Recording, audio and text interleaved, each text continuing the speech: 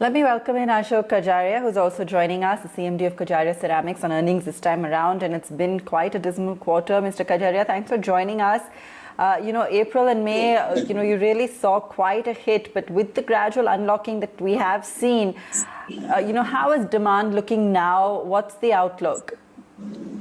First of all, I am happy to tell you that in the month of July, our production has been to the level of 78%. All the plants have overall have worked at 78% capacity. And as we speak now, our plants, all the plants are operational, and we are producing at 85 to 100% depending on the plant.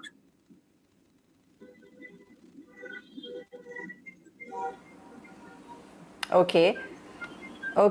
So that's good to hear. In terms of operationally as well, what does this mean in terms of going forward?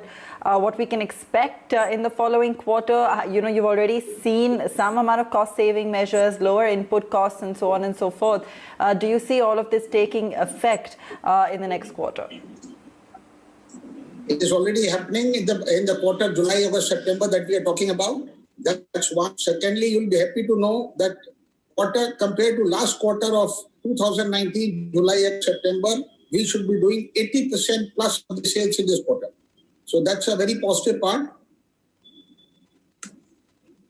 And fortunately, there is no pricing pressure as far as markets are concerned. Positive news is that Morbi is doing a lot of exports. People from Morbi are doing a lot of exports, and they are trying to work out their capacities to the maximum. So there is no pricing pressure at all after the lockdown has opened.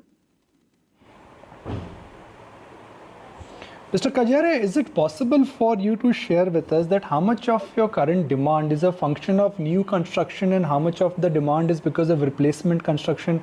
Is there a mathematical way in which we can understand that? Are you really dependent on new construction, or are you dependent on upgrade and replacement?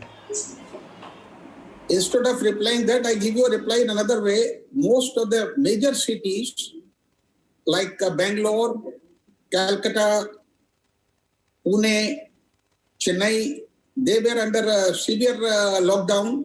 So sales from those areas were less by almost 20 to 25%, which has been made up by the smaller cities.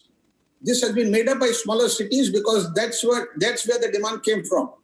And talking about replacement and new construction, replacement is mostly in major cities, and new construction is in regional and smaller cities. So that's how this industry has been working all along. No, that's a great point. So let's say if somebody who's watching the show and wants to understand the future of Kajaria Ceramics, first you benefited largely because you built a brand, and then you were able to gain market share, and you've become a sizable player now.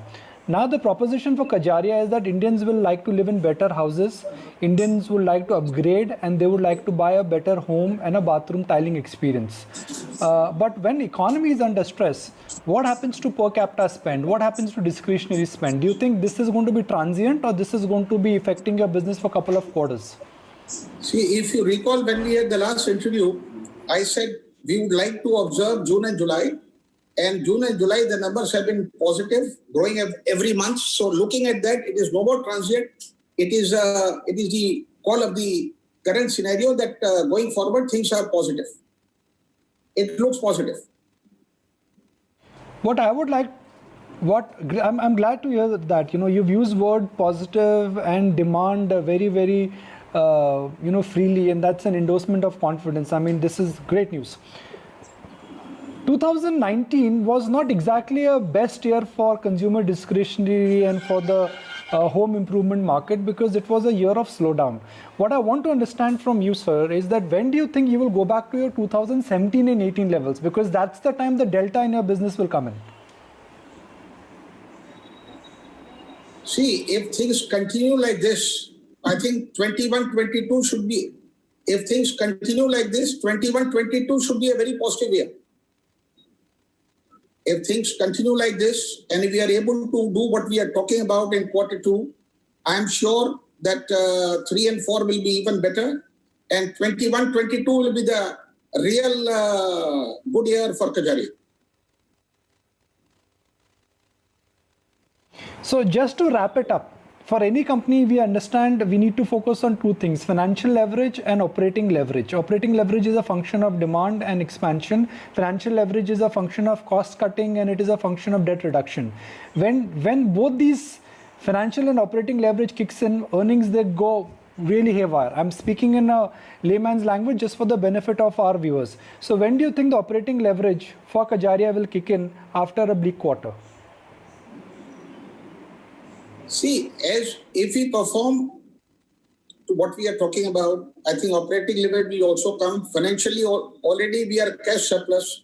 So looking at that, I think these things will start happening as we go forward. Done, I think.